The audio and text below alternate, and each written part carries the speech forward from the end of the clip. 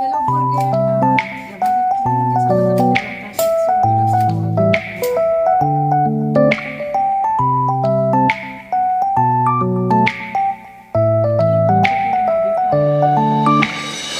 Hello everyone, welcome back to our channel Chandra ಸೋಂಬರ್ಡ್. ಇವತ್ತಿನ ವಿಡಿಯೋದಲ್ಲಿ ಕ್ಲೀನಿಂಗ್ ಆರ್ಗನೈಸೇಷನ್ ಟಿಪ್ಸ್ನ ಶೇರ್ ಮಾಡ್ತಾ ಇಲ್ಲ. ನೀವೆಲ್ಲರೂ ಕೇಳೋ ಥರ ಮನೆ ಇಷ್ಟು ನೀಟ್ ಆ್ಯಂಡ್ ಆರ್ಗನೈಸಿಂಗ್ ಆಗಿರಬೇಕು ಅಂದರೆ ನಾನು ಯಾವ್ಯಾವ ರೀತಿ ಪ್ರಿಕಾಷನ್ಸ್ನ ತೊಗೊಳ್ತೀನಿ, ಇಷ್ಟು ಆಕ್ಟಿವ್ ಆಗಿ ಎಲ್ಲ ಕೆಲಸಗಳನ್ನ ಯಾವ ಥರ ಮಾಡ್ಕೊಳ್ತೀನಿ ಅನ್ನೋದನ್ನ ಈ ವಿಡಿಯೋದಲ್ಲಿ ಶೇರ್ ಮಾಡ್ತಾ ಇದ್ದೀನಿ. ವಿಡಿಯೋ ಇಂಟ್ರೆಸ್ಟಿಂಗ್ ಆಗಿರುತ್ತೆ, ಆದಷ್ಟು ಎಲ್ಲೂ ಸ್ಕಿಪ್ ಮಾಡಿದ್ರೆ ಕೊನೆವರೆಗೂ ನೋಡ್ತಾ ಹೋಗಿ. ಇನ್ನು without delay let start the video. ಮಣ್ಣದಂಗೆ ಇರೋದಪ್ಪ, ಮತ್ತು ನೀವು ಎಷ್ಟು ಬೇಕು ಅಷ್ಟು ಯೂಸ್ ಮಾಡ್ಕೊಂಡು ನೀವು ಫೋಲ್ಡ್ ಮಾಡಿಡಬೇಕಿಲ್ಲ, ಡ್ರೈ ಆಗಿಬಿಟ್ರೆ ಮತ್ತೇನು ಮಾಡೋಕ್ಕಾಗಲ್ಲ. ಮಕ್ಕಳಿರೋಂಥ ಮನೆಯಲ್ಲಿ ಗಣೇಶ ಹಬ್ಬ ಅಂದ್ರೇ ಅದರ ಸಂಭ್ರಮ ಸಡಗರನೇ ಬೇರೆ ಇರುತ್ತೆ. ಮಕ್ಕಳು ಅವದೇ ಆದಂಥ ವೇಯಲ್ಲಿ ಗಣೇಶನ ಮಾಡ್ತಾರೆ ಅನ್ನೋದ್ರಿಂದ ಜೇಡಿ ಮಣ್ಣನ್ನ ತರಿಸಿದ್ದೀನಿ. ಮಣ್ಣಲ್ಲಿ ಆಟ ಆಡಬೇಕು ಅಂದರೆ ಯಾವ ಮಕ್ಳಿಗೆ ಇಷ್ಟ ಇರಲ್ಲ ಹೇಳಿ? ಆಟ ಆಡೋದಕ್ಕಿಂತ ಜಾಸ್ತಿ ಗೋಡೆಗಳಲ್ಲೇ ಮಣ್ಣು ಕಾಣಿಸ್ತಾ ಇರುತ್ತೆ. ಹೇಗೋ ಗಣೇಶನ ಮಾಡ್ಲಿ ಅನ್ನೋದ್ರಿಂದ ಈ ತರ ಜೇಡಿ ಮಣ್ಣನ್ನ ಕೊಟ್ಟು ಟೆರೆಸ್ ಅಲ್ಲಿ ಕೂರಿಸಿದೀನಿ. ಎಷ್ಟೇ ಟೆಕ್ನಾಲಜಿ ಡೆವಲಪ್ ಆದ್ರೂ ನಮ್ಮ 90s ಅಲ್ಲಿ ಗಣೇಶ ಹಬ್ಬ ಅಂದ್ರೇನೆ ಆ ವೈಬ್ರೇಷನ್ಸ್, ಆ ವೈಬ್ಸೇ ಬೇರೆ. ಪ್ರತಿಯೊಂದು ಮನೆಯಲ್ಲಿ ಗಣೇಶ ಇಟ್ಟಿಲ್ಲ ಅಂದ್ರೂ ಊರಿಗೆ ಒಂದು ಗಣೇಶ ಇಟ್ಟರು ಅಲ್ಲಿರುವಂಥ ವಾತಾವರಣ ತುಂಬಾನೇ ಖುಷಿ ಕೊಡ್ತಿತ್ತು. ಪ್ರತಿ ದಿನ ಕೂಡ ಸಾಂಗ್ಸು, ಆ ಥರ ಸಾಂಗ್ಸ್ನ ಕೇಳಿನೇ ಆಲ್ಮೋಸ್ಟ್ ಎಲ್ಲ ಸಾಂಗ್ಸು ಕೂಡ ಬಾಯ್ಪಾಠ ಆಗ್ಬಿಡ್ತಿತ್ತಲ್ವ.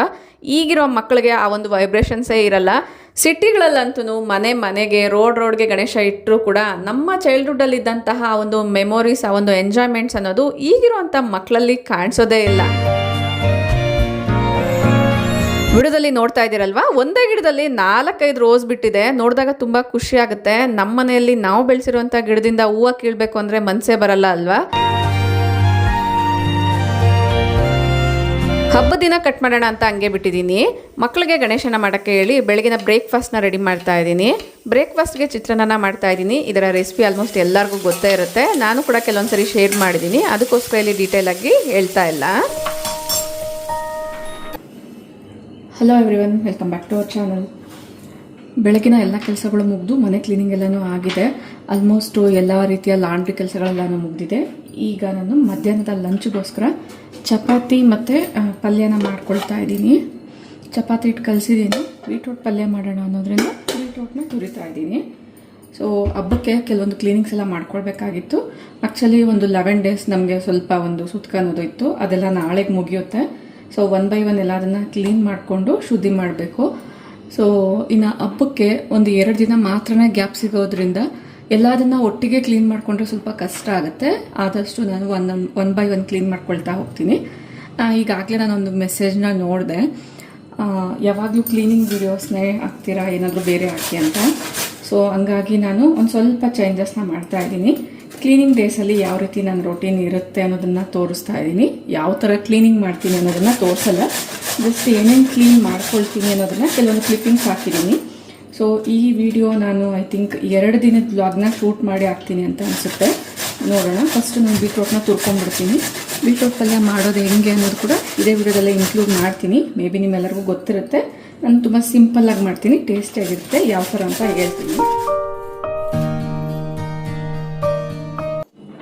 ಬೋರ್ ಆದಾಗ ನಾನು ಕೂಡ ಯಾವುದಾದ್ರೂ ಕೆಲವೊಂದು ವೀಡಿಯೋಸ್ನ ನೋಡ್ಕೊಳ್ತಾ, ದೇವ್ರ ಬಗ್ಗೆ, ಪೂಜೆ ಬಗ್ಗೆ ವೀಡಿಯೋಸ್ನ ನೋಡ್ಕೊಳ್ತಾ ಮಾಡ್ಕೊಳ್ತೀನಿ.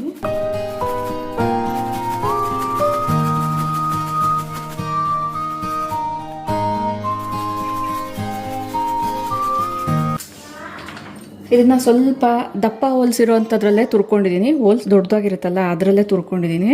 ನೀವು ಬೇಕಂದರೆ ಸಣ್ಣದಾಗಿ ಕಟ್ ಮಾಡಿ ಕೂಡ ನೀವು ಯೂಸ್ ಮಾಡ್ಬೋದು. ಈ ಥರ ತುರಿದಾಗ ಅಥವಾ ಚಾಕುನೆಲ್ಲ ಯೂಸ್ ಮಾಡಿದಾಗ ಇಮ್ಮಿಡಿಯೇಟಾಗಿ ವಾಶ್ ಮಾಡಿಟ್ಟರೆ ಬೆಟರು.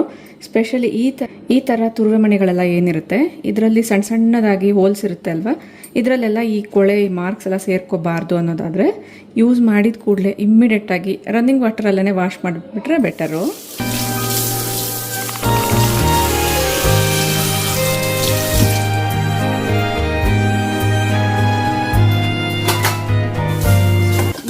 ಮಾಡ್ಕೊಳ್ತಾ ಇದ್ದೀನಿ. ಕಟ್ ಮಾಡ್ತಾನೆ ಸೊ ನಿಮ್ಮಲ್ಲಿ ಕೇಳಿರುವಂಥ ಕೆಲವೊಂದು ಕ್ವಶನ್ಸ್ಗೆ ನನ್ನದೇ ಆದಂಥ ಉತ್ತರನ ಕೊಡ್ತಾ ಹೋಗ್ತೀನಿ. ಮೇಯ್ನಾಗಿ ನನಗೆ ತುಂಬ ಕಮೆಂಟ್ಸು ಪಾಸಿಟಿವ್ ವೇಯಲ್ಲೇ ಬರುತ್ತೆ, ನೆಗೆಟಿವ್ ಕಮೆಂಟ್ಸ್ ಏನು ಬರಲ್ಲ. ಕೆಲವೊಬ್ಬರಿಗೆ ಯಾವಾಗಲೂ ಕ್ಲೀನಿಂಗ್ಗೆ ಸಂಬಂಧಪಟ್ಟಿರುವಂಥ ಟಿಪ್ಸು ವೀಡಿಯೋಸ್ನ ನೋಡೋದ್ರಿಂದ ಬೋರ್ ಆಗ್ಬೋದು. ಬಟ್ ನಾನು ಬೇರೆ ರೀತಿಯಾಗಿರುವಂಥ ಕಂಟೆಂಟ್ನ ಕೂಡ ಕೆಲವೊಮ್ಮೆ ಶೇರ್ ಮಾಡ್ತಾ ಇರ್ತೀನಿ. ಆ ವಿಡಿಯೋಸ್ಗೆ ಒಳ್ಳೆ ರೆಸ್ಪಾನ್ಸ್ ಅನ್ನೋದು ಬರಲ್ಲ. ಸೊ ಅದರಿಂದ ಯಾವ ವಿಡಿಯೋಸ್ಗೆ ಒಳ್ಳೆ ರೆಸ್ಪಾನ್ಸ್ ಬರುತ್ತೋ ಆ ವೇಯಲ್ಲಿ ಹೋದ್ರೇನೆ ಬೆಟರ್ ಅಲ್ಲ. ತುಂಬ ಜನಕ್ಕೆ ಯಾವ ಒಂದು ಕಂಟೆಂಟ್ ಇಷ್ಟ ಆಗುತ್ತೋ ಅದಕ್ಕೆ ಸಂಬಂಧಪಟ್ಟಿರುವಂಥ ವಿಡಿಯೋಸ್ನೇ ಮಾಡ್ತಿರ್ತೀನಿ. ನೀವು ಅಬ್ಸರ್ವ್ ಮಾಡೋದಾದರೆ ನಮ್ಮ ಚಾನಲ್ನಲ್ಲಿ ಕ್ಲೀನಿಂಗು, ಆರ್ಗನೈಸೇಷನ್ನು, ಈ ಥರದ್ದು ಮೋಟಿವೇಶ್ನಲ್ಲು, ಹೋಮ್ ಮೇಕಿಂಗ್ ಸಂಬಂಧಪಟ್ಟಿರುವಂಥ ವಿಡಿಯೋಸ್ಗೆ ಒಳ್ಳೆ ರೆಸ್ಪಾನ್ಸ್ ಅನ್ನೋದು ಬರುತ್ತೆ. ಇವಾಗಲೂ ಕೂಡ ಅಪ್ಡೇಟ್ ಆಗಿ ಯಾವ ರೀತಿ ನಾವು ಮನೇನ ಸ್ವಚ್ಛಗೊಳಿಸ್ಕೊಳ್ಬೋದು, ಆರ್ಗನೈಸ್ ಮಾಡ್ಕೊಳ್ಬೋದು ಅನ್ನೋದ್ರ ಬಗ್ಗೆನೇ ವಿಡಿಯೋಸ್ನ ಮಾಡ್ತಾ ಇರ್ತೀನಿ. ಇವತ್ತು ನಾನು ಒಂದು ವ್ಲಾಗ್ನ ಶೂಟ್ ಮಾಡ್ತಾ ಇದ್ದೀನಿ. ಎಲ್ಲೂ ವಾಯ್ಸ್ ಓವರ್ ಕೊಡೋದು ಬೇಡ ಅನ್ನೋದ್ರಿಂದ ನ್ಯಾಚುರಲ್ ಆಗಿ ನಾನು ಮಾತಾಡ್ಕೊಳ್ತಾನೆ ವ್ಲಾಗ್ನ ಮಾಡ್ತಾ ಇದ್ದೀನಿ. ಈ ಥರ ಮಾಡಿದಾಗ ವಿಡಿಯೋಸು ಸ್ವಲ್ಪ ಲಾಂಗ್ ಆಗಿಬಿಡುತ್ತೆ, ಸ್ಕಿಪ್ ಮಾಡೋಕ್ಕಾಗಲ್ಲ. ಪ್ರತಿಯೊಂದನ್ನ ಮಾತಾಡ್ತಾ ಮಾಡೋದ್ರಿಂದ ವಿಡಿಯೋ ಸ್ವಲ್ಪ ಲಾಂಗ್ ಆಗೇ ಬಂದ್ಬಿಡುತ್ತೆ. ಸೊ ಆದಷ್ಟು ಅಡ್ಜಸ್ಟ್ ಮಾಡಿಕೊಂಡು ಈ ವಿಡಿಯೋನ ನೋಡಿ. ಈ ವಿಡಿಯೋ ಬಗ್ಗೆ ನಿಮ್ಮ ಅಭಿಪ್ರಾಯನ ಕೂಡ ನನಗೆ ಕಮೆಂಟಲ್ಲಿ ತಿಳಿಸಿ. ಏನಪ್ಪ ಇದು ಬೆಳಗಿನ ತಿಂಡಿ ತಯಾರಿನ ತೋರಿಸಿ ಆಮೇಲೆ ಇದ್ದಕ್ಕಿದ್ದಂಗೆ ಮಧ್ಯಾಹ್ನದ ಅಡುಗೆ ತಯಾರಿನ ತೋರಿಸ್ತಿದ್ದಾರೆ ಅಂತ ಅನ್ಕೊಳ್ತಿದ್ದೀರಲ್ವಾ? ಬೆಳಗ್ಗೆ ತಿಂಡಿ ತಯಾರಿ ಎಲ್ಲನೂ ಆದಮೇಲೆ ಕೆಲವೊಂದು ಕ್ಲೀನಿಂಗ್ ವರ್ಕ್ಸ್ ಎಲ್ಲನೂ ಇತ್ತು, ವಿಡಿಯೋ ಎಡಿಟಿಂಗ್ ಎಲ್ಲನೂ ಮಾಡಿಕೊಂಡು ಆಮೇಲೆ ನಾನು ಮಧ್ಯಾಹ್ನದ ವ್ಲಾಗ್ನ ಕಂಟಿನ್ಯೂ ಮಾಡ್ತಿದ್ದೀನಿ ಅಷ್ಟೇ. ಶಾರ್ಟ್ ಪೆನ್ನ ತಗೊಂಡಿದ್ದೀನಿ. ಇದು ಇಂಡಸ್ ಇಂದ ತಗೊಂಡಿರೋದು. ಇದ್ರ ಲಿಂಕ್ ಬೇಕಂದ್ರೆ ಟ್ಯಾಗ್ ಮಾಡಿರ್ತೀನಿ. 12% ಆಫ್ ಬೇಕು ಅನ್ನೋದಾದ್ರೆ ಕೂಪನ್ ಕೋಡ್ನ ಕೂಡ ಅಪ್ಲೈ ಮಾಡಿರ್ತೀನಿ. ಇಂಟ್ರೆಸ್ಟ್ ಇರೋರು ಚೆಕ್ ಮಾಡಿ. ಯೂಶಲಿ ಬೀಟ್ರೂಟ್ ಕ್ಯಾರೆಟ್ ಪಲ್ಯ ಮಾಡ್ಬೇಕಂದ್ರೆ ಆಯಿಲ್ ಜಾಸ್ತಿ ಬೇಕು ಅಂತ ಹೇಳ್ತಾರೆ. ಏನಿಲ್ಲ, ನಾರ್ಮಲ್ ಆಗಿ ಕಡಿಮೆ ಎಣ್ಣೆಯಿಂದ ಕೂಡ ಟೇಸ್ಟಿಯಾಗಿ ಬೀಟ್ರೂಟ್ ಪಲ್ಯನ ಮಾಡ್ಕೊಳ್ಬೋದು. ಇಲ್ಲಿ ನೀವು ಅಬ್ಸರ್ವ್ ಮಾಡೋದಾದ್ರೆ ನಾನು ತೀರಾ 1 ಸ್ಪೂನ್ಗಿಂತ ಕಡಿಮೆ ಎಣ್ಣೆನ ತಗೊಂಡಿದ್ದೀನಿ. ಎಣ್ಣೆ ಬಿಸಿ ಆದಮೇಲೆ ಸಾಸಿವೆ ಹಾಕ್ತಾ ಇದ್ದೀನಿ. ಜೀರಿಗೆ ಸ್ವಲ್ಪ ಖಾಲಿ ಆಗಿರೋದ್ರಿಂದ ಲಾಸ್ಟಲ್ಲಿ ನಾನು ಜೀರಿಗೆ ಪೌಡರ್ನ ಹಾಕ್ತೀನಿ. ಬ್ಯಾಕ್ಗ್ರೌಂಡಲ್ಲಿ ಮಕ್ಕಳ ವಾಯ್ಸ್ ಕೇಳಿಸ್ಬೋದು. ಮಕ್ಕಳು ಹೋಮ್ವರ್ಕ್ ಮಾತಾಡ್ಕೊಳ್ತಾ ಇದ್ದಾರೆ. ಅಷ್ಟೇ ಚಿಟಪಟ ಅಂದಮೇಲೆ ಕರಿಬೇವು, ಈರುಳ್ಳಿ ಜಾಸ್ತಿ ಹಾಕ್ಕೊಂಡ್ರೆ ಟೇಸ್ಟಿಯಾಗಿ ಬರುತ್ತೆ. ನಾನು ತೋರಿಸ್ತಾ ಇರೋಂಥ ಸ್ಟೈಲಲ್ಲಿ ಬೀಟ್ರೂಟ್ ಪಲ್ಯನ ಮಾಡಿಕೊಂಡ್ರೆ ಚಪಾತಿಗೆ ಒಳ್ಳೆ ಕಾಂಬಿನೇಷನ್ ಅಂತಲೇ ಹೇಳ್ಬೋದು. ಡೆಫಿನೆಟ್ಲಿ ಟ್ರೈ ಮಾಡಿ, ತುಂಬಾ ಟೇಸ್ಟಿಯಾಗಿರುತ್ತೆ.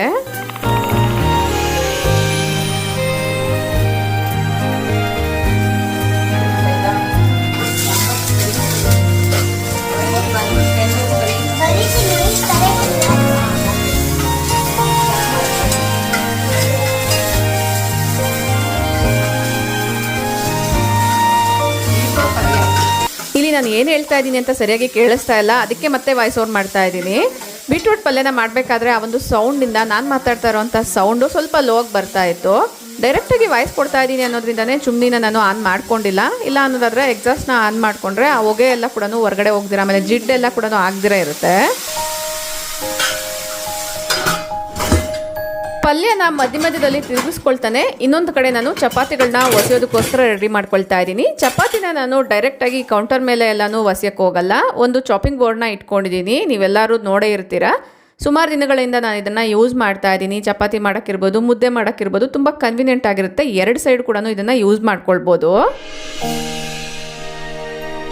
ಜಾಸ್ತಿ ಜನಕ್ಕೆ ಚಪಾತಿ ಮಾಡಬೇಕು ಅಂದರೆ ಸ್ವಲ್ಪ ಕಷ್ಟ ಆಗುತ್ತೆ. ಒಬ್ಬರೇ ಇದ್ದಾಗ ಈ ಥರ ಎಲ್ಲದನ್ನ ವಸ್ತು ಇಟ್ಕೊಳ್ಳೋದಾದರೆ ಆಮೇಲೆ ಫ್ರೈ ಮಾಡಿ ಕೊಡೋದು ತುಂಬ ಈಸಿ ಆಗುತ್ತೆ. ನಾನಿಲ್ಲಿ ಎಷ್ಟು ಚಪಾತಿ ಬೇಕೋ ಅಷ್ಟನ್ನು ಕೂಡ ಚೆನ್ನಾಗಿ ಒಸದ್ಬಿಟ್ಟು ಒಂದ್ರ ಮೇಲೆ ಒಂದು ಹಾಕಿ ಇಟ್ಕೊಳ್ತಾ ಇದ್ದೀನಿ. ಸ್ವಲ್ಪ ಎಣ್ಣೆಯಲ್ಲೇ ಗೋಳಿಸ್ಕೊಂಡಿದ್ದೀನಿ. ಈಗ ಇದಕ್ಕೆ ಉಪ್ಪು ಖಾರನ ಹಾಕ್ಕೊಳ್ಳೋಣ. ನಾನು ಇದಕ್ಕೆ ಸಾಂಬಾರ್ ಪೌಡರ್ನ ಯೂಸ್ ಮಾಡ್ತೀನಿ. ಈ ಸಾಂಬಾರ್ ಪೌಡರ್ ಸ್ವಲ್ಪ ಖಾರ ಜಾಸ್ತಿ ಇರೋ ಕಾರಣ ಸ್ವಲ್ಪನೇ ಹಾಕ್ತಾ ಇದ್ದೀನಿ. ಸ್ವಲ್ಪ ಜೀರಿಗೆ ಪುಡಿ, ಆಮೇಲೆ ಒಂದು ಸ್ವಲ್ಪ ಚಕ್ಕೆ ಲವಂಗದ ಪೌಡರು ಮತ್ತು ಟೇಸ್ಟ್ಗೆ ತಕ್ಕಷ್ಟು ಉಪ್ಪನ್ನ ಹಾಕ್ಕೊಂಡು ಎಲ್ಲದನ್ನ ಚೆನ್ನಾಗಿ ಮಿಕ್ಸ್ ಮಾಡ್ಕೊಳ್ತೀನಿ. ಇಲ್ಲೂ ಕೂಡ ಡೈರೆಕ್ಟಾಗಿ ವಾಯ್ಸ್ ಕೊಟ್ಟಿದ್ದೆ, ಮಕ್ಕಳು ನಾಯ್ಸ್ ಎಲ್ಲನೂ ಸೇರ್ಕೊಂಡು ಒಂದು ಸ್ವಲ್ಪ ಡಿಸ್ಟರ್ಬ್ ಅನಿಸ್ತಿತ್ತು. ಅದಕ್ಕೋಸ್ಕರ ನಾನು ಮತ್ತೆ ವಾಯ್ಸ್ ಓವರ್ ಕೊಡ್ತಾ ಇದ್ದೀನಿ. ಚಪಾತಿಗಳೆಲ್ಲ ಹೊಸ್ದು ಇಟ್ಕೊಂಡಿದ್ದೀನಿ. ಮತ್ತು ಲಾಸ್ಟ್ಗೆ ನಾನು ಪಲ್ಯಕ್ಕೆ ಕೊತ್ತಂಬರಿ ಸೊಪ್ಪನ್ನ ಸೇರಿಸಬೇಕು, ಅದನ್ನು ಕೂಡ ಕಟ್ ಮಾಡಿ ಇಟ್ಕೊಂಡಿದ್ದೀನಿ. ಈಗ ಕಟ್ ಮಾಡಿಟ್ಟಿರುವಂಥ ಕೊತ್ತಂಬರಿ ಸೊಪ್ಪನ್ನ ಪಲ್ಯಕ್ಕೆ ಸೇರಿಸ್ಬಿಟ್ರೆ ಆಲ್ಮೋಸ್ಟ್ ಪಲ್ಯ ರೆಡಿ ಆದಂಗೆ. ಒಂದು 2 ನಿಮಿಷ ಈ ಥರ ಟರ್ನ್ ಮಾಡಿಬಿಟ್ಟು ಆಮೇಲೆ ಸ್ಟವ್ನ ಆಫ್ ಮಾಡ್ತೀನಿ. ಇನ್ನೊಂದು ಕಡೆ ನಾನು ಕಾಸ್ಟ್ ಐರನ್ ತವನ ಇಟ್ಕೊಂಡು ಚಪಾತಿನ ಮಾಡ್ತಾ ಇದ್ದೀನಿ. ಈ ತವನ ಕೂಡ ನಾನು ಇಂಡಸ್ ಒಲೆಯಲ್ಲೇ ತೊಗೊಂಡಿರೋದು. ಒನ್ಸ್ ಚಪಾತಿ 2 ಕಡೆ ಫ್ರೈ ಆದಮೇಲೆ ಆಯಿಲ್ನ ಸ್ಪ್ರೇ ಮಾಡ್ತೀನಿ. ನೆಕ್ಸ್ಟ್ ಇಲ್ಲಿ ಬ್ಲೂ ಕಲರ್ ಸೆರಾಮಿಕ್ ಬೌಲ್ ಏನು ತೋರಿಸ್ತಾ ಇದ್ದೀನಿ. ಇದನ್ನು ನಾನು ಲಾಸ್ಟ್ ವಿಡಿಯೋಸಲ್ಲಿ ಶೇರ್ ಮಾಡಿದ್ದೆ. ಇದು ಸಲಾಡ್ ಬೌಲ್ಸು. ಇದರಲ್ಲಿ ನಾನು ಚಪಾತಿ ಕೂಡ ಹಾಕಿ ಇಡ್ತೀನಿ. ಕ್ವಿಕ್ಕಾಗಿ ತಿನ್ನೋದ್ರಿಂದ ಡೈರೆಕ್ಟಾಗಿ ಹಾಕಿ ಇಡ್ತಾ ಇದ್ದೀನಿ. ಇಲ್ಲ ಅನ್ನೋದಾದರೆ ಕೆಳಗಡೆ ಒಂದು ಟಿಶ್ಯೂ ಅಥವಾ ಒಂದು ತೆಳ್ಳಗಿರುವಂಥ ಕಾಟನ್ ಬಟ್ಟೆ ಆದ್ರೂ ಹಾಕ್ಕೊಳ್ಬೋದು. ನೋಡೋಕ್ಕೂ ತುಂಬ ಕ್ಯೂಟಾಗಿದೆ, ಸರ್ವ್ ಮಾಡೋಕ್ಕೂ ಚೆನ್ನಾಗಿರುತ್ತೆ. ಏನು ವಾಶ್ ಮಾಡಿದ್ದೆ ಆ ಬಟ್ಟೆಗಳೆಲ್ಲ ಒಣಗಿದೆ, ಅದನ್ನೆಲ್ಲ ತೊಗೊಂಡು ಬಂದು ಈಗ ಫೋಲ್ಡ್ ಮಾಡಬೇಕು. ಅದಕ್ಕಿಂತ ಮುಂಚೆ ಕೆಲವೊಂದು ಹ್ಯಾಂಡ್ ವಾಶ್ ಮಾಡಬೇಕಾಗಿರುವಂಥ ಕ್ಲಾತ್ಸ್ ಇದೆ, ಅದನ್ನೆಲ್ಲ ವಾಶ್ ಮಾಡಿ ಈ ಥರ ಒಣಗಾಕಿದ್ದೀನಿ. ಸೂತ್ಕ ಇದ್ದಾಗ ಏನು ಯೂಸ್ ಮಾಡಿದ್ದೀವಿ ಆ ಬಟ್ಟೆಗಳನ್ನೆಲ್ಲ ನೀಟಾಗಿ ವಾಶ್ ಮಾಡಿ ಈ ಥರ ಒಣಗಾಕಿದ್ದೀನಿ. ನಾಳೆ ಸೂತ್ಕ ಮುಗಿಯುತ್ತೆ ಅಲ್ವಾ, ಸೊ ಅದಕ್ಕೋಸ್ಕರ ಇದೆಲ್ಲ ಕೂಡ ಕ್ಲಿಯರ್ ಮಾಡಿಕೊಂಡ್ರೆ ನಾಳೆ ಮನೆ ಕ್ಲೀನ್ ಮಾಡ್ಕೊಳ್ಬೋದು. ಸಂಜೆ ಅಡುಗೆ ಮನೆ ಎಲ್ಲ ಕ್ಲೀನ್ ಮಾಡೋಣ ಅಂತ ಅಂದ್ಕೊಂಡೆ, ಅಷ್ಟರಲ್ಲಿ ತರಕಾರಿ ಎಲ್ಲ ತೊಗೊಂಡು ಬಂದಿದ್ರು, ಅದನ್ನೆಲ್ಲ ಕೂಡ ಫ್ರಿಜ್ಜಲ್ಲಿ ಆರ್ಗನೈಸ್ ಮಾಡ್ಕೊಳ್ತೀನಿ. ನೀವಿಲ್ಲಿ ಅಬ್ಸರ್ವ್ ಮಾಡಿದ್ರ ಇಲ್ಲಿ ಹಾಕಿರುವಂಥ ಮ್ಯಾಟು ಲಾಸ್ಟ್ ವಿಡಿಯೋಸಲ್ಲಿ ನಾನು ಝೀರೋ ಕಾಸ್ಟ್ ಆರ್ಗನೈಸೇಷನ್ ಬಗ್ಗೆ ಮಾತಾಡಿದ್ದೆ, ಅಲ್ಲಿ ತೋರಿಸಿರುವಂಥ ಮ್ಯಾಟೇ. ತರಕಾರಿ ಸಿಗೋವಂಥ ಅಂಗಡಿಯಲ್ಲೇ ಫ್ರೂಟ್ಸ್ ಕೂಡ ಸಿಗುತ್ತೆ. ಫ್ರೂಟ್ಸ್ ಎಲ್ಲ ತೊಗೊಂಡು ಬಂದಿದ್ರು, ಅದನ್ನು ಕೂಡ ಈ ಒಂದು ಬ್ರಾಸ್ ಪ್ಲೇಟಲ್ಲಿ ಹಾಕ್ಬಿಟ್ಟು ಲಿಡ್ನ ಕ್ಲೋಸ್ ಮಾಡಿದ್ದೀನಿ. ಸ್ವೀಟ್ ಕಾರ್ನ್ಗೆ ಕ್ಲಿಂಗ್ ರಾಪ್ನ ಸುತ್ತಿರ್ತಾರಲ್ವ, ಅದಕ್ಕೋಸ್ಕರ ಡೈರೆಕ್ಟಾಗಿ ಫ್ರಿಜ್ಜಲ್ಲಿ ಇಡ್ತಾ ಇದ್ದೀನಿ. ಬ್ಯಾಕ್ಗ್ರೌಂಡಲ್ಲಿ ಮಕ್ಕಳು ಮ್ಯೂಸಿಕ್ನ ಹಾಕ್ಕೊಂಡು ಡ್ಯಾನ್ಸ್ ಮಾಡ್ತಿದ್ದಾರೆ, ಸೊ ಅದಕ್ಕೋಸ್ಕರ ನಾನು ಆದಷ್ಟು ಸ್ವಲ್ಪ ಮ್ಯೂಟ್ ಮಾಡ್ತಾ ಇದ್ದೀನಿ. ಟೊಮೊಟೊ ನೋಡೋಕೆ ಚೆನ್ನಾಗಿದ್ರು ಕೂಡ ಆ ಒಂದು ತೊಟ್ಟು ಏರಿಯಾ ಏನಿರುತ್ತೆ ಅಲ್ಲಿ ಅಬ್ಸರ್ವ್ ಮಾಡಬೇಕಾಗತ್ತೆ. ಅಲ್ಲೇನಾದ್ರು ಒಂದು ಸ್ವಲ್ಪ ವೆಟ್ನೆಸ್ ಇದೆ ಅನ್ನೋದಾದರೆ ಆ ಟೊಮೊಟೊ ಚೆನ್ನಾಗಿಲ್ಲ ಅಂತ ಅರ್ಥ. ಎಲ್ಲದನ್ನ ಈ ಥರ ನೀಟಾಗಿ ಕ್ಲೀನ್ ಮಾಡಿಕೊಂಡು ಒಂದ್ಸರಿ ಜೋಡಿಸ್ಕೊಂಡಿದ್ದೀನಿ. ಈಗ ಒಂದು ಬಾಸ್ಕೆಟ್ನ ತೊಗೊಂಡು, ಅಂದರೆ ಈ ಒಂದು ತರಕಾರಿ ಎಲ್ಲ ಜೋಡಿಸ್ಕೊಳ್ಳೋವಂಥ ಬಾಸ್ಕೆಟ್ನೇ ತೊಗೊಂಡು ಟಿಶ್ಯೂನ ಹಾಕಿಬಿಟ್ಟು ಅದರಲ್ಲಿ 1 by 1 ಎಲ್ಲ ತರಕಾರಿನ ಇಟ್ಕೊಳ್ತೀನಿ. ಇದು ಸ್ವಲ್ಪ ದೊಡ್ಡ ಬಾಕ್ಸ್ ಆಗಿರೋ ಕಾರಣ ಆಲ್ಮೋಸ್ಟ್ ಎಲ್ಲ ತರಕಾರಿಗಳನ್ನ ಇದರಲ್ಲೇ ಇಟ್ಕೊಳ್ಬಿಡ್ಬೋದು. ಒಂದು 4-5 ಟೈಮ್ಗೆ ಆಗೋಷ್ಟು ತರಕಾರಿ ಮಾತ್ರನೇ ತರಿಸ್ಕೊಂಡಿರೋದ್ರಿಂದ ಇದೇ ಬಾಕ್ಸಲ್ಲಿ ಎಲ್ಲ ಅದನ್ನು ಒಂದೇ ಸರಿ ಇಟ್ಟಿದ್ದೀನಿ. ಮತ್ತು ನುಗ್ಗೆಕಾಯಿನ ಈ ಥರ ಕಟ್ ಮಾಡಿಬಿಟ್ಟು ಬಾಕ್ಸಲ್ಲಿ ಹಾಕಿ ಇಡ್ತೀನಿ. ಟೊಮೊಟೊನ ಮಾತ್ರ ಈ ಥರ ಒಂದು ಕವರಲ್ಲಿ ಇಡ್ತೀನಿ. ಯೂಶ್ವಲಿ ಜಿಪ್ಲಾಕ್ ಕವರಲ್ಲಿ ಹಾಕಿಡ್ತೀನಿ. ಜಿಪ್ಲಾಕ್ ಕವರ್ಸ್ ಎಲ್ಲ ಖಾಲಿಯಾಗಿದೆ, ತರಿಸ್ಕೋಬೇಕು. ನೆಕ್ಸ್ಟ್ ಬೆಂಡೆಕಾಯಿ ಎಲ್ಲನೂ ಇತ್ತು, ಅದನ್ನು ಈ ಒಂದು ಪುಟ್ಟದಾಗಿರುವಂಥ ಕಂಟೈನರಲ್ಲಿ ಹಾಕಿ ಇಡ್ತಾ ಇದ್ದೀನಿ. ಈ ಕಂಟೈನರ್ಸ್ನ ನೋಡಿದ ಮೇಲೆ ಇದರ ಲಿಂಕ್ಸ್ನ ಕೇಳ್ತೀರಾ. ಇದರ ಲಿಂಕ್ಸ್ನ ನಾನು ಟ್ಯಾಗ್ ಮಾಡೋಕ್ಕಾಗಲ್ಲ. ಅಮೆಝಾನ್ ಲಿಂಕ್ನ ಡಿಸ್ಕ್ರಿಪ್ಷನ್ ಕೊಟ್ಟಿರ್ತೀನಿ, ಸ್ವಲ್ಪ ಕೆಳಗಡೆ ಸ್ಕ್ರೋಲ್ ಮಾಡಿ ನೋಡಿ. ಕರಿಬೇವು ತುಂಬ ದಿನದವರೆಗೂ ಫ್ರೆಶ್ ಆಗಿರಬೇಕು ಅಂದರೆ ತೊಳೆದಿರ ಫ್ರಿಜ್ಜಲ್ಲಿ ಇಡಬೇಕು. ತೊಳೆದ್ರೂ ಕೂಡ ಫ್ರಿಜ್ಜಲ್ಲಿ ಇಟ್ಟಾಗ ತುಂಬ ದಿನ ಫ್ರೆಶ್ ಆಗಿರಬೇಕು ಅಂದರೆ ಒಂದು ಟ್ರಿಕ್ನ ಹೇಳ್ತೀನಿ. ಆ ಟ್ರಿಕ್ನ ಕಂಟಿನ್ಯೂ ಮಾಡೋದಕ್ಕಿಂತ ಮುಂಚೆ ಹಣ್ಣುಳ್ಳಿಕಾಯಿ ಕೂಡ ಸ್ವಲ್ಪ ತರಿಸ್ಕೊಂಡಿದ್ದೀನಿ. ಅದನ್ನು ಕೂಡ ಮಕ್ಕಳ ಸಹಾಯದಿಂದ ಎಲ್ಲದನ್ನ ಬೇಗ ಬಿಡಿಸ್ಕೊಂಡು ಬಿಡ್ತೀನಿ.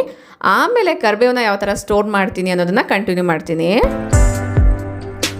4-5 ವರ್ಷದೊಳಗಡೆ ಇರುವಂಥ ಮಕ್ಕಳಿಗೆ ಈ ಥರ ಕೆಲಸ ಮಾಡಿಸೋದ್ರಿಂದ, ಅಂದರೆ ಅವರಷ್ಟಕ್ಕೆ ಅವರೇ ಊಟ ಮಾಡೋವಂಥದ್ದು, ಪಾತ್ರೆ ಎಲ್ಲ ಸಣ್ಣ ಪುಟ್ಟದ ಗ್ಲಾಸ್ ಎಲ್ಲ ಎತ್ತಿಡೋವಂಥದ್ದು, ಈ ಥರ ಬೀಜ ಬಿಡಿಸೋವಂಥದ್ದು, ಈ ಥರದ್ದೆಲ್ಲ ಮಾಡೋದ್ರಿಂದ ಕೈಗಳಿಗೆ ಅಂದರೆ ಫಿಂಗರ್ಸ್ ಗ್ರಿಪ್ ಚೆನ್ನಾಗಿ ಬಂದು ಈಸಿಯಾಗಿ ಅವರು ರೈಟಿಂಗ್ ಅನ್ನೋದು ಕಲ್ತ್ಕೊಳ್ತಾರೆ. ಇನ್ನು ದೊಡ್ಡ ಮಕ್ಕಳಿಗಾದರೆ ಹ್ಯಾಂಡ್ ರೈಟಿಂಗ್ ಚೆನ್ನಾಗಿರಬೇಕು ಅಂದರೆ ಆದಷ್ಟು ಈ ಥರದ ಕೆಲಸಗಳನ್ನ ಇನ್ಕ್ಲೂಡ್ ಮಾಡ್ಕೊಳ್ಬೋದು. ಈಗ ಕರಿಬೇವನ್ನ ಸ್ಟೋರ್ ಮಾಡೋದ್ರ ಬಗ್ಗೆ ಬರೋಣ. ಕರಿಬೇವನ್ನ ಆಗಲಿ ಎಲ್ಲ ಬಿಡಿಸಿಟ್ಕೊಂಡಿದ್ನಲ್ಲ, ಈ ಥರ ಹೋಲ್ಸ್ ಇರುವಂಥ ಬಾಸ್ಕೆಟಲ್ಲಿ ಹಾಕ್ಬಿಟ್ಟು ನೀಟಾಗಿ ತೊಳೆದಿಟ್ಕೊಂಡು ಒಂದು ಟವಲ್ನ ಹಾಕಿ ಅದ್ರ ಮೇಲೆ ಈ ಥರ ಹಾಕ್ಬಿಟ್ಟು ಒಂದು ಸ್ವಲ್ಪ ಡ್ರೈ ಆಗೋವರೆಗೂ ಬಿಡ್ತೀನಿ. ನೀಟಾಗಿ ತೊಳೆದಿರೋ ಕಾರಣ ಡ್ರೈ ಆಗೋಕ್ಕೆ ಜಾಸ್ತಿ ಟೈಮ್ ಬೇಕಾಗುತ್ತೆ. ಅದಕ್ಕೋಸ್ಕರ ಟವಲಲ್ಲೇ ಈ ರೀತಿ ಟ್ಯಾಪ್ ಮಾಡಿಬಿಟ್ಟು ಒಂದು ಸ್ವಲ್ಪ ವೆಟ್ನೆಸ್ನೆಲ್ಲ ತೆಗಿತಾ ಇದ್ದೀನಿ. ಈಗ ಟವಲ್ ಎಷ್ಟಿದೆಯೋ ಅದ್ರ ಪೂರ್ತಿ ಹರಡಿಬಿಟ್ಟು ಒಂದು ಅರ್ಧ ಗಂಟೆ ಕಾಲ ಇದೇ ಥರ ಬಿಟ್ಬಿಡ್ತೀನಿ. ಆದಷ್ಟು ನೈಟಲ್ಲಿ ಈ ಥರ ಮಾಡಿಕೊಂಡ್ರೆ ನೆಕ್ಸ್ಟ್ ಡೇ ಮಾರ್ನಿಂಗೇ ಡ್ರೈ ಆಗಿಬಿಟ್ಟಿರುತ್ತೆ. ಈಗ ಎಲ್ಲ ತರಕಾರಿನ ಜೋಡಿಸ್ಕೊಂಡಿದ್ದಾಯಿತು, ಇದೆಲ್ಲದನ್ನು ಫ್ರಿಜ್ಜಲ್ಲಿ ಇಟ್ಕೊಳ್ತೀನಿ.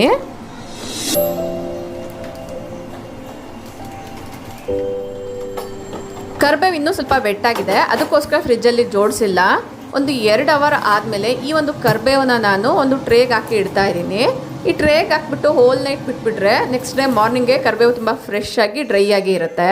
ಟವಲ್ ಮೇಲೆ ಬಿಟ್ಬಿಟ್ರೆ ಟವಲ್ ವೆಟ್ಟಾಗಿರೋ ಕಾರಣ ಕೆಳಗಡೆ ಇರುವಂಥ ಕರಿಬೇವೆಲ್ಲ ಇನ್ನೂ ಒಂದು ಸ್ವಲ್ಪ ಮಾಯ್ಶ್ಚರ್ ಆಗೇ ಇರುತ್ತೆ.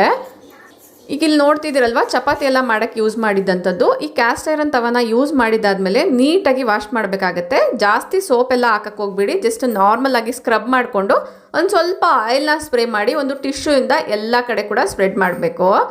ತೇವಾಂಶ ಜಾಸ್ತಿ ಇದೆ ಅಂದಾಗ ನೀವು ಬೇಕಂದರೆ ಸ್ಟವ್ ಮೇಲೆ ಇಟ್ಬಿಟ್ಟು ಪೂರ್ತಿ ಡ್ರೈ ಆದಮೇಲೆ ಕೂಡ ಈ ಒಂದು ಪ್ರೊಸೀಜರ್ನ ಫಾಲೋ ಆಗ್ಬೋದು. ಇದು ನೆಕ್ಸ್ಟ್ ಡೇ ಮಾರ್ನಿಂಗ್ ನಾನು ಒಂದು ಡ್ರಿಂಕ್ನ ರೆಡಿ ಮಾಡ್ಕೊಳ್ತಾ ಇದ್ದೀನಿ. ಹಳೆ ವೀಡಿಯೋಸಲ್ಲಿ ನೀವು ನೋಡೇ ಇರ್ತೀರಾ. ಇದರಲ್ಲಿ ಸ್ವಲ್ಪ ಸೌತೆಕಾಯಿ ಒಂದು ಅರ್ಧ ಭಾಗದಷ್ಟು ತೊಗೊಂಡಿದ್ದೀನಿ, ಒಂದು 4 ನೆಲ್ಲಿಕಾಯಿ, ಸ್ವಲ್ಪ ಶುಂಠಿ ಆಮೇಲೆ ಕರಿಬೇವನ್ನ ಹಾಕ್ಕೊಂಡು ಈ ಥರ ಮಿಕ್ಸಿ ಮಾಡಿಕೊಂಡು ಜ್ಯೂಸ್ನ ಎಕ್ಸ್ಟ್ರಾಕ್ಟ್ ಮಾಡ್ಕೊಳ್ಬೇಕಾಗತ್ತೆ. ಬೇಕು ಅಂದರೆ ಇದರಲ್ಲಿ ಪೆಪ್ಪರು ಮತ್ತು ಉಪ್ಪನ್ನ ಸೇರಿಸ್ಬೋದು. ಮಾರ್ನಿಂಗ್ ಕುಡಿಯೋಂಥವ್ರು ಸ್ಕಿಪ್ ಮಾಡ್ಬೋದು. ಕರಿಬೇವು ಬದಲಾಗಿ ಪುದೀನ ಕೂಡ ಯೂಸ್ ಮಾಡ್ಬೋದು. ನೋಡ್ತಾ ಇದ್ದೀರಲ್ವ, ಕರಿಬೇವೆಲ್ಲ ನೀಟಾಗಿ ಡ್ರೈ ಆಗಿದೆ. ಈಗ ನಾನು ಒಂದು ಬಾಕ್ಸಲ್ಲಿ ಹಾಕ್ಬಿಟ್ಟು ಫ್ರಿಜ್ಜಲ್ಲಿ ಇಡ್ತೀನಿ. ಬೆಳಗಿನ ಬ್ರೇಕ್ಫಾಸ್ಟ್ಗೆ ಪೂರಿ ಮಾಡೋಣ ಅನ್ನೋದ್ರಿಂದ ಗೋಧಿ ಹಿಟ್ಟನ್ನ ಸ್ವಲ್ಪ ಗಟ್ಟಿಯಾಗಿ ಕಲಸಿಟ್ಟಿದ್ದೀನಿ. ಪೂರಿಗೆ ಕಾಂಬಿನೇಷನ್ ಆಗಿ ಹಣ್ಣುಳಿಕಾಯಿ ಇರುತ್ತೆ ಅಲ್ವಾ, ಅಂದರೆ ಬೀನ್ಸ್ ಬೀಜ ಇರುತ್ತೆ ಅಲ್ವಾ, ಅದರ ಗ್ರೇವಿನ ಮಾಡ್ತಾ ಇದ್ದೀನಿ. ಪೂರಿ ಹಾಕೊಳ್ಳೋದಕ್ಕೋಸ್ಕರ ಟ್ರೇನ ರೆಡಿಯಾಗಿ ಇಟ್ಕೊಂಡಿದ್ದೀನಿ. ಗ್ರೇವಿನ ಮಾಡೋದಕ್ಕೋಸ್ಕರ ಸ್ಟವ್ ಮೇಲೆ ಕುಕ್ಕರ್ ಕೂಡ ಇಟ್ಕೊಂಡಿದ್ದೀನಿ. ಈಗ ಮಿಕ್ಸಿ ಜಾರ್ನ ತಗೊಂಡು ಸ್ವಲ್ಪ ಬೆಳ್ಳುಳ್ಳಿ, ಒಂದು ಅರ್ಧ ಇಂಚಷ್ಟು ಶುಂಠಿ, ತೊಳೆದಿಟ್ಟಿರುವಂತಹ ಕೊತ್ತಂಬರಿ ಸೊಪ್ಪು, ಹಸಿಕಾಯಿನ ಫ್ರೀಸ್ ಮಾಡಿ ಇಟ್ಕೊಂಡಿದ್ದೆ, ಅದನ್ನು ಸ್ವಲ್ಪ ಹಾಕ್ಕೊಂಡಿದ್ದೀನಿ. ಇದರಲ್ಲಿ ಚಕ್ಕೆ ಲವಂಗ ಮತ್ತು ಸ್ಟಾರ್ ಇದು ಬರುತ್ತೆ ಅಲ್ವಾ, ಅದನ್ನು ಹಾಕ್ಕೊಳ್ಳಿ ಕಂಪಲ್ಸರಿ. ಅದು ಟೇಸ್ಟ್ ಒಂದು ಸ್ವಲ್ಪ ಡಿಫ್ರೆನ್ಸ್ ಅನಿಸುತ್ತೆ. ಈಗ ರುಚಿಗೆ ತಕ್ಕಷ್ಟು ಚಿಲ್ಲಿ ಪೌಡರು, ಒಂದು 2 ಸ್ಪೂನಷ್ಟು ಧನಿಯಾ ಪೌಡರ್ನ ಹಾಕ್ಕೊಂಡು ನುಣ್ಣಗೆ ಪೇಸ್ಟ್ ಮಾಡ್ಕೊಂಬರ್ಬೇಕಾಗುತ್ತೆ. ಇದರಲ್ಲಿ ನೀವು ಗಸಗಸೆ ಬೇಕಾದ್ರೂ ಹಾಕ್ಕೊಳ್ಬೋದು. ಮಸಾಲೆ ರೆಡಿ ಆಗಿದೆ. ಮಸಾಲೆಯಲ್ಲಿ ನಾನು ಈರುಳ್ಳಿನ ಯೂಸ್ ಮಾಡಿಲ್ಲ. ಈರುಳ್ಳಿನ ನಾನು ಒಗ್ಗರಣೆಯಲ್ಲಿ ಯೂಸ್ ಮಾಡ್ತಾ ಇದ್ದೀನಿ. ಇಲ್ಲಿ ಸಾಂಬಾರು ಈರುಳ್ಳಿನ ತೊಗೊಂಡಿದ್ದೀನಿ. ನಾರ್ಮಲ್ ಈರುಳ್ಳಿ ಹಾಕಿದ್ರೂ ಕೂಡ ಟೇಸ್ಟ್ ಚೆನ್ನಾಗಿ ಬರುತ್ತೆ. ಸ್ವಲ್ಪ ಎಣ್ಣೆನ ಹಾಕ್ಕೊಂಡು ಸಿಂಪಲ್ ಒಗ್ಗರಣೆ, ಸಾಸಿವೆ, ಜೀರಿಗೆ, ಕರಿಬೇವು, ಆಮೇಲೆ ಕಟ್ ಮಾಡಿ ಇಟ್ಕೊಂಡಿರುವಂಥ ಈರುಳ್ಳಿನ ಹಾಕ್ಬಿಟ್ಟು ಸ್ವಲ್ಪ ಹೊತ್ತು ಚೆನ್ನಾಗಿ ಗೋಳಿಸ್ಕೊಳ್ಬೇಕು. ಗ್ರೇವಿ ಕಲರ್ ಚೆನ್ನಾಗಿ ಬರಬೇಕು ಅಂದರೆ ಈ ಸ್ಟೇಜಲ್ಲಿ ಸ್ವಲ್ಪ ಅರಿಶಿನ ಹಾಕ್ಕೊಳ್ಳಿ. ಈಗ ಇದರಲ್ಲಿ ನೀಟಾಗಿ ತೊಳೆದಿಟ್ಟಿರುವಂಥ ಈ ಒಂದು ಬೀಜನ ಹಾಕ್ಕೊಂಡು ಒಂದು ಸರಿ ಫ್ರೈ ಮಾಡ್ಕೊಳ್ತೀನಿ. ರುಬ್ಬಿಟ್ಕೊಂಡಿರುವಂಥ ಮಸಾಲೆನ ಕೂಡ ಹಾಕ್ಬಿಟ್ಟು ಚೆನ್ನಾಗಿ ಮಿಕ್ಸ್ ಮಾಡಿ, ಕನ್ಸಿಸ್ಟೆನ್ಸಿ ಎಷ್ಟು ಬೇಕೋ ನೋಡಿಕೊಂಡು ನೀರನ್ನ ಹಾಕ್ಕೊಂಡು ರುಚಿಗೆ ತಕ್ಕಷ್ಟು ಉಪ್ಪನ್ನ ಹಾಕ್ಬಿಟ್ಟು ಲಿಡ್ನ ಕ್ಲೋಸ್ ಮಾಡಿ ಒಂದು 4 ವಿಸಿಲ್ ಹೊಡಿಸಿದ್ರೆ ಸಾಕು. ಬೀನ್ಸ್ ಕಾಳು ಸ್ವಲ್ಪ ಗಟ್ಟಿ ಇರೋ ಕಾರಣ 4 ವಿಸಿಲ್ ಹೊಡಿಸ್ಬೇಕಾಗುತ್ತೆ. ಇಲ್ಲ ನಾರ್ಮಲ್ ಆಗಿ ಬೇರೆ ಕಾಳುಗಳನ್ನ ತೊಗೊಳ್ತೀರಾ ಅನ್ನೋದಾದರೆ ಒಂದು 2 ವಿಸಿಲ್ ಹೊಡಿಸಿದ್ರು ಸಾಕಾಗುತ್ತೆ. ಪೂರಿಗೋಸ್ಕರ ಪ್ರೆಸರ್ನ ಯೂಸ್ ಮಾಡ್ತಾ ಇದ್ದೀನಿ.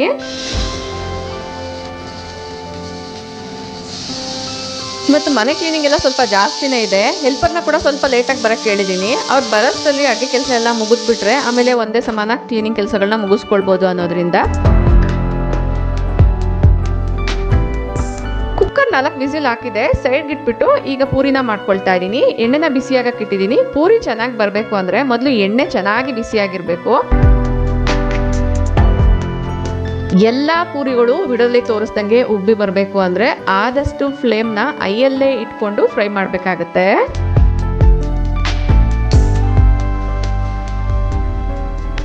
ಪೂರಿ ಮಾಡೋದು ಎಲ್ಲರಿಗೂ ಗೊತ್ತೇ ಇರುತ್ತೆ, ಬಟ್ ಕೆಲವೊಂದು ಟ್ರಿಕ್ಸ್ನ ಫಾಲೋ ಮಾಡಿಲ್ಲ ಅಂದರೆ ಪರ್ಫೆಕ್ಟಾಗಿ ಬರಲ್ಲ. ಇನ್ನು ಪೂರಿ ಉಬ್ಬಿದ ಮೇಲೂ ಕೂಡ ತುಂಬ ಹೊತ್ತು ಅದೇ ಥರನೇ ಇರಬೇಕು ಅಂದರೆ ಚಪಾತಿ ಹಿಟ್ಟು ಕಲಿಸ್ಬೇಕಾದ್ರೇ ಸ್ವಲ್ಪ ಚಿರೋಟಿ ರವೆನ ಯೂಸ್ ಮಾಡಬೇಕಾಗುತ್ತೆ. ಎಲ್ಲ ಪೂರಿಗಳನ್ನ 1 by 1 ಫ್ರೈ ಮಾಡಿ ಈ ಥರ ಇಟ್ಕೊಳ್ತಾ ಇದ್ದೀನಿ. ಇಲ್ಲಿ ನೀವು ನೋಡ್ತಾ ಇರ್ಬೋದು ತುಂಬ ಪರ್ಫೆಕ್ಟಾಗಿ ಬಂದಿದೆ.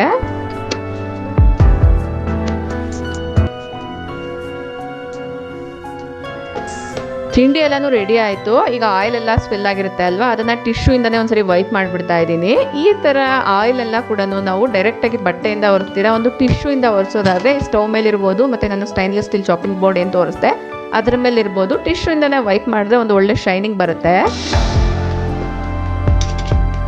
ಗ್ರೇವಿನ ಕೂಡ ಚೆಕ್ ಮಾಡ್ತಾ ಇದ್ದೀನಿ. ಕಾಳೆಲ್ಲ ಚೆನ್ನಾಗಿ ಬಂದಿದೆ. ಸ್ವಲ್ಪ ಕನ್ಸಿಸ್ಟೆನ್ಸಿ ಗಟ್ಟಿಯಾಗಿ ಬರಬೇಕು, ಅದಕ್ಕೋಸ್ಕರ ಒಂದು 5 ನಿಮಿಷ ಕುದಿಸ್ತೀನಿ.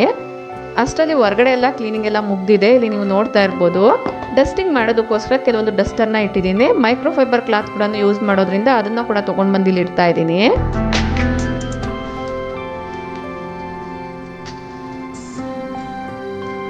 ಫಸ್ಟ್ ಕೆಳಗಡೆ ಎಲ್ಲ ಕ್ಲೀನ್ ಮಾಡಿಸ್ಬಿಡ್ತೀನಿ, ಆಮೇಲೆ ಮೇಲೆ ಕ್ಲೀನ್ ಮಾಡಿಸ್ಬೇಕು. ಅಷ್ಟರಲ್ಲಿ ಈ ಒಂದು ಬ್ಲಾಂಕೆಟ್ಸ್ನೆಲ್ಲ ವಾಶ್ಗೆ ಹಾಕ್ತಾ ಇದ್ದೀನಿ.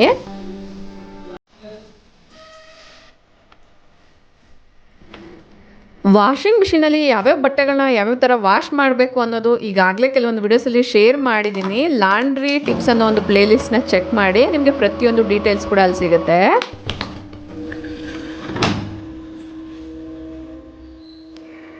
ಬಿಸಿಲು ಚೆನ್ನಾಗಿದ್ದರಿಂದ ನಿನ್ನೆ ಹ್ಯಾಂಡ್ ವಾಶ್ ಮಾಡಿರುವಂಥ ಎಲ್ಲ ಬಟ್ಟೆಗಳು ಕೂಡ ಆಲ್ಮೋಸ್ಟ್ ಒಣಗಿದೆ. ಈಗ ಬ್ಲಾಂಕೆಟ್ಸ್ ಎಲ್ಲ ವಾಶ್ ಆದರೆ ಇದನ್ನೆಲ್ಲ ತೆಗೆದುಬಿಟ್ಟು ಅದನ್ನ ಒಣಗಾಕಬೇಕು. ಇನ್ನು ಇಲ್ಲಿ ಒಂದು ಕಡೆ ಡಸ್ಟಿಂಗ್ ಅನ್ನೋದು ಮಾಡಿಸ್ತಾ ಇದ್ದೀನಿ. ವಿಡಿಯೋ ಸ್ಟಾರ್ಟಿಂಗಲ್ಲೇ ಹೇಳ್ದಂಗೆ ಈ ವಿಡಿಯೋದಲ್ಲಿ ಜಾಸ್ತಿ ಕ್ಲೀನಿಂಗ್ ಟ್ರಿಕ್ಸ್ ಏನು ಹೇಳ್ತಾ ಇಲ್ಲ, ಜಸ್ಟ್ ರೊಟೀನ್ ಯಾವ ರೀತಿ ಇರುತ್ತೆ ಕ್ಯಾಶುವಲ್ ಆಗಿ ಅನ್ನೋದು ಮಾತ್ರನೇ ಶೇರ್ ಮಾಡ್ತಾ ಇದ್ದೀನಿ. ಇನ್ನೊಂದು ಕಡೆ ಡೋರ್ಸ್ ಎಲ್ಲ ಕೂಡ ಈ ಒಂದು ಮೈಕ್ರೋಫೈಬರ್ ಕ್ಲಾತಿಂದ ಈ ಥರ ವೈಪ್ ಮಾಡ್ತಾ ಇದ್ದೀನಿ. ವರಮಹಾಲಕ್ಷ್ಮಿ ಹಬ್ಬಕ್ಕೆ ಎಲ್ಲದನ್ನ ಡಿಪ್ ಕ್ಲೀನ್ ಮಾಡಿದ್ದೀನಿ. ಆ ವಿಡಿಯೋಸ್ನ ಕೂಡ ನೀವು ನೋಡೇ ಇರ್ತೀರಾ. ಬಟ್ ಆದರೂ ಕೂಡ ಧೂಳು ಅನ್ನೋದು ಬರ್ತಾನೆ ಇರುತ್ತೆ ಅಲ್ವಾ. ಈಗ ಗಣೇಶ ಹಬ್ಬ ಕೂಡ ಇರೋದ್ರಿಂದ ಒಂದ್ಸರಿ ಎಲ್ಲದನ್ನ ಕ್ಲೀನ್ ಮಾಡ್ಕೊಳ್ತಾ ಇದ್ದೀನಿ. ರೈಲಿಂಗ್ಸ್ ಎಲ್ಲ ನಾನು ಯಾವ ಥರ ಕ್ಲೀನ್ ಮಾಡ್ತೀನಿ ಅಂತ ತುಂಬ ಜನ ಕೇಳ್ತಾ ಇರ್ತೀರಾ. ರೈಲಿಂಗ್ಸ್ನ ಕ್ಲೀನ್ ಮಾಡೋದಕ್ಕೋಸ್ಕರ ಮೈಕ್ರೋಫೈಬರ್ ಕ್ಲಾತ್ನ ಯೂಸ್ ಮಾಡ್ಬೋದು, ಇಲ್ಲ ಅನ್ನೋದಾದರೆ ಬನಿಯನ್ ಕ್ಲಾತ್ನ ಯೂಸ್ ಮಾಡಿದ್ರೆ ತುಂಬ ನೀಟಾಗಿ ಬರುತ್ತೆ. ಜಸ್ಟ್ ಸಿಂಪಲ್ ಲಿಕ್ವಿಡು ಒಂದು ಸ್ವಲ್ಪ ಶಾಂಪೂನ ನಾರ್ಮಲ್ ವಾಟರಲ್ಲೇ ಹಾಕ್ಬಿಟ್ಟು ಚೆನ್ನಾಗಿ ಮಿಕ್ಸ್ ಮಾಡಿ ಅದನ್ನು ಕೊಲ್ಲಿನ ರೀತಿ ಯೂಸ್ ಮಾಡ್ಬೋದು. ತುಂಬ ಜಾಸ್ತಿ ಕೊಳೆ ಇದೆ ಅನ್ನೋದಾದರೆ ಒಂದು ಸ್ವಲ್ಪ ವೆನಿಗರು ಮತ್ತು ಅಡುಗೆ ಸೋಡಾನ ಯೂಸ್ ಮಾಡ್ಕೊಳ್ಬೇಕಾಗತ್ತೆ. ಒಂದು ಕಡೆ ಡಸ್ಟಿಂಗ್ ಎಲ್ಲನೂ ಮಾಡ್ತಾ ಇದ್ದಾರೆ, ಇನ್ನೊಂದು ಕಡೆ ಬೆಡ್ರೂಮ್ಸಲ್ಲಿರುವಂಥ ಬೆಡ್ ಸ್ಪ್ರೆಡ್ಸ್ನೆಲ್ಲ ಚೇಂಜ್ ಮಾಡಿಬಿಟ್ಟು ಈ ಥರ ನೀಟಾಗಿ ಸೆಟ್ ಮಾಡ್ತಾ ಇದ್ದೀನಿ.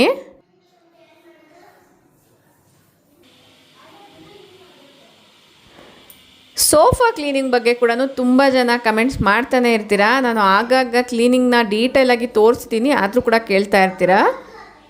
ವೀಕ್ಲಿ ಒನ್ಸ್ ಅಥವಾ 15 days ಒನ್ಸ್ ನಾನು ಸೋಫಾನ ಈ ಥರ ಮುಂದಕ್ಕೆ ಜರುಗಿಸ್ಬಿಟ್ಟು ಆಮೇಲೆ ಅದ್ರ ಕೆಳಗಡೆ ಎಲ್ಲ ಕೂಡ ಕ್ಲೀನ್ ಮಾಡ್ಕೊಳ್ತೀನಿ.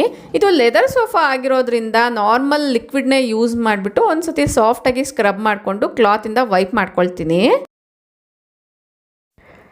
ಇದೆಲ್ಲನೂ ಎಲ್ಪರ್ಗೆ ಹೇಳಿದ್ರೆ ಅವರೊಬ್ಬರೇ ಮಾಡ್ತಾರೆ, ಬಟ್ ಆದರೂ ಕೂಡ ನಾವು ಜಾಯ್ನ್ ಆಗೋದ್ರಿಂದ ಅವ್ರಿಗೂ ಕೂಡ ಈಸಿ ಆಗುತ್ತೆ. ಎಲ್ಲಾದರೂ ಎಕ್ಸ್ಟ್ರಾ ಕ್ಲೀನಿಂಗ್ ಮಾಡಿಸ್ಬೇಕಂದ್ರೂ ಕೂಡ ನೀಟಾಗಿ ಮಾಡಿಸ್ಕೊಳ್ಬೋದು. ಮನೆ ಕ್ಲೀನಿಂಗ್ ಎಲ್ಲನೂ ಮುಗಿದಿದೆ. ದೇವ್ರ ಮನೆ ಡೀಪ್ ಕ್ಲೀನ್ ಮಾಡೋಣ ಅನ್ನೋದ್ರಿಂದ ಫಸ್ಟ್ ದೇವ್ರ ಪಾತ್ರೆಗಳನ್ನೆಲ್ಲನೂ ಒಂದು ಬೌಲಲ್ಲಿ ಹಾಕಿ ಇಟ್ಕೊಳ್ತಾ ಇದ್ದೀನಿ.